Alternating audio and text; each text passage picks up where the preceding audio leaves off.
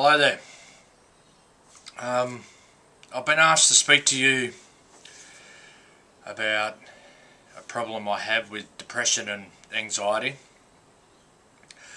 and how I, well, not so much overcame it, but how I control it and how I avoided committing suicide.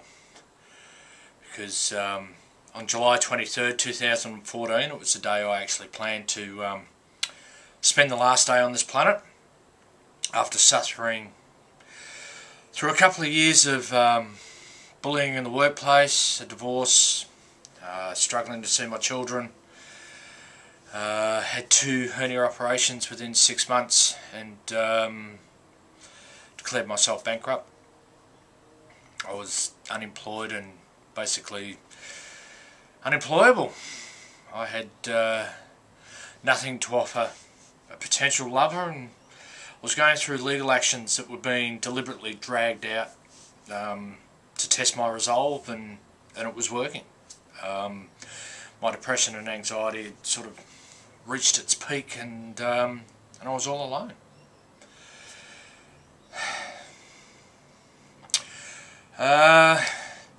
The day before the 23rd was my twin brother's birthday, and with social media I wished them both well.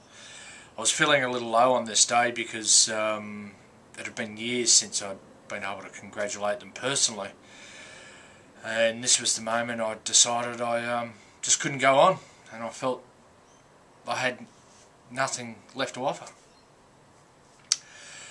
As I'm a creative person, an artistic soul you might say, I spent time devising ways to make it all end, and I thought that if I was going to commit suicide, I wanted to do it in a fashion that would make the front page of the paper.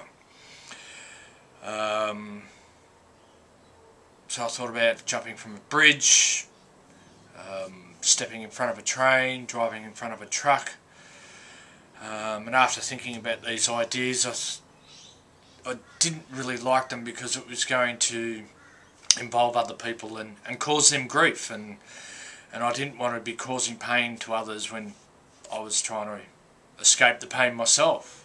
You know, I thought of hanging myself or slashing my wrists, and you know, jumping from a building or something of that nature. But and I thought, well, if this didn't work, then all I was going to be doing was creating more pain for myself, and this is what I was trying to alleviate. Then I remembered an old friend many years ago, when I was in my early 20s, committed suicide by pulling a hose in from the exhaust pipe of his car and dying from monoxide poisoning, carbon monoxide poisoning. And I remember at the funeral or the wake, you know, people were talking about how it was actually a painless way to go. We'd just pass out, and then the damage that was done to the lungs was after you're unconscious. So again, my creativity kicked in, and I grabbed a Coke can out of the trash and went outside and cut a length off the garden hose. And then when I came back in, I put the garden hose into the top of the can, and I was cutting off the bottom of the can because to wrap that around the exhaust so it didn't melt the hose. And while I'm doing this, I'm thinking to myself, it's almost like I'm making some strange sort of bucket bong. But in the process of making this, the thoughts I was getting in my head were all the old Coke slogans over the years. You know, there was, what was it, Coke adds life, you know, and death, which takes you to the afterlife, or make it real, you know, suicide that is. Make it happy, well I will be when I'm in an eternal sleep. Then there was the phrase, things go better with Coke, and it was, if I was going to go, well, this is going to be the best way to do it. And I was amusing myself while being morbid at the same time. I then walked out to the car to set up my euthanasia device, and when I got there I discovered that there was actually 2 pipes coming out of the muffler. At first this aggravated me, but then I could see the funny side, so I went and cut another length of hose off the garden hose, and I looked through the trash and found myself a baked beans can. And this time my thoughts said to me, well, if you're going to gas yourself, you may as well use something that gives you gas. And again, I was seeing the lighter side of actually preparing to commit suicide and make this the last day on Earth.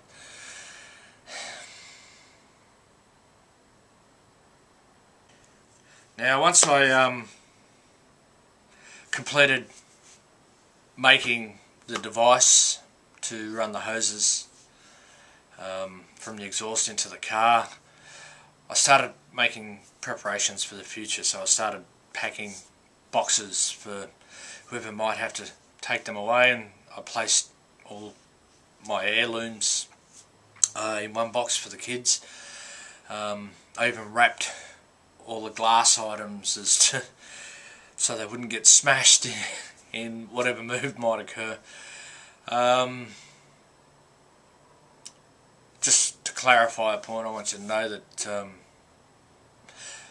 my depression wasn't brought about by all the wrong things that were happening in my life, all the things that were going wrong. It was more that I felt I had nothing left to offer. I'd achieved so many little things through my life, and I'd had a really good life up until the last couple of years before this set in, and but I just couldn't see anything happening past tomorrow, and that would be value to anyone else, value to the planet, value to my family and friends, and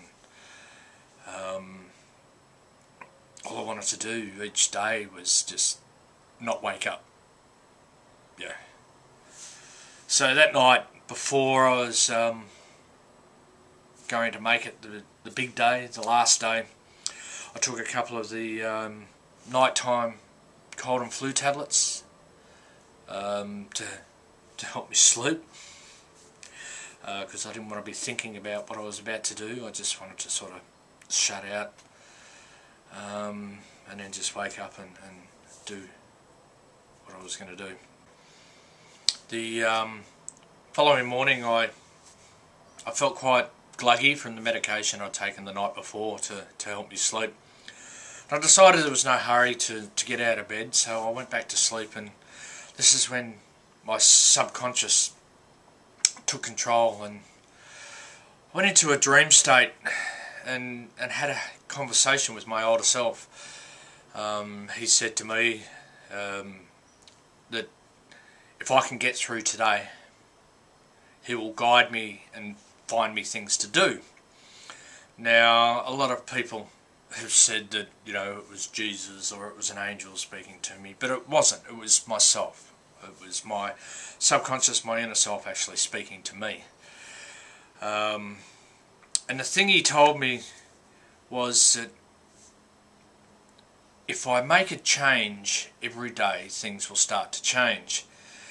And he pressed the point that it didn't have to be big changes. It could be putting my left sock on before my right, or cooking the toast before I made a cup of coffee, or just taking a different route to the supermarket. Just do something different every day and make a conscious effort of it, and acknowledge the fact that I was making a change. And he said changes will happen and things will start to change. So when I awake from that, I wake up with a bit of a fright. It felt like I'd been doing a workout, and I wasn't feeling better, but somehow I was feeling just a little bit wiser. So I got up, and after making a cup of tea rather than a cup of coffee, I walked outside to see the cans and hoses attached to my car, and I looked at them, and I looked down at my cup of tea, and that was the moment that I had the epiphany. That epiphany moment that people say that, you know, occurs in each and all of our lives at some time. It's when I realised that the decision I was about to make was one that will change my life forever, and the decision to make that cup of tea rather than a cup of coffee was going to be a decision of me just changing things and making changes, and then the changes will come in my life. So I went and sat down at the kitchen table, and while I'm sitting there and drinking my tea, all these ideas for a story came into my head, and I went and grabbed some copy paper and a pen, and I just started writing and writing, and this was the beginning of writing my first novel, which is called Angel in a Demon's Cloak, of all things. So each day now, excuse me, I deliberately do something different and consciously acknowledge the fact that I'm doing so, that I am doing something different. That night I went out to the car, and I took the cans and hoses off and threw them into the rubbish bin. And now, before I go to sleep each night, I give gratitude to myself that that I didn't do the wrong thing by myself, and that I have the opportunity to go to sleep each night now and wake up in the morning. So I'm very grateful for that.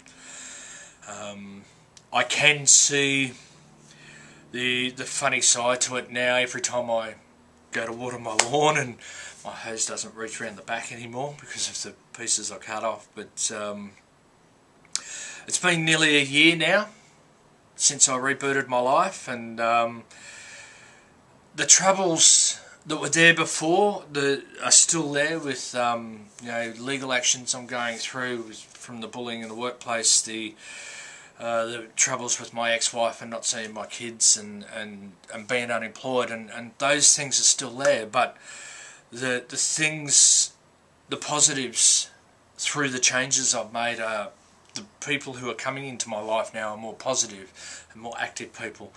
I've written 2 novels which I published on Amazon. I'm, you know, not selling many copies, but that was the achievement, to write them and do that. I have a poetry website, and I write poetry, and I post that on social media sites. Again, you know, I'm not making any money, but I'm feeling better about myself, and each day it's that process of doing something different, something slightly different, and which makes me feel better about myself, because I acknowledge the fact that I am doing it. And hopefully, if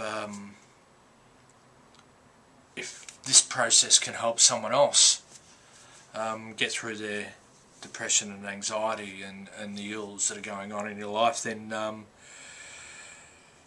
yeah, it'd make me feel good if that worked, if that makes any sense, you know. I'm not famous, I'm not rich, but I am alive, and while you're alive, you can change the way your life is going, and I'm still in the process of doing that, and hopefully I can help maybe someone else get into that process. So if you're ever in that dark place and it feels like you can't get out, listen to your inner self, listen to your inner voice, that all the answers that you're searching for, you generally already know within, and just be willing to make some changes. And you know, when you do things differently in life, it's different experiences that you're going to achieve from that, and every day you wake up, it's a good day, and it gets better, it does. So I just want to wish you all peace and prosperity for the future, and yeah, Thank you for listening.